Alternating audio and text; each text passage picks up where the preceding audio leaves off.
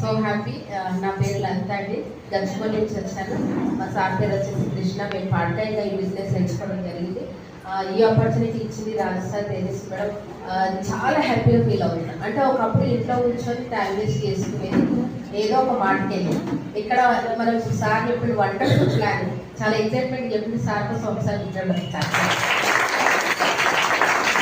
ఇక్కడ వీళ్ళని మనము ఇక్కడ లైఫ్ చేంజెస్ చేసుకోవాల్సింది మనము. ఎవరికి ₹1 కట్టాల్సిన అవసరం లేదు.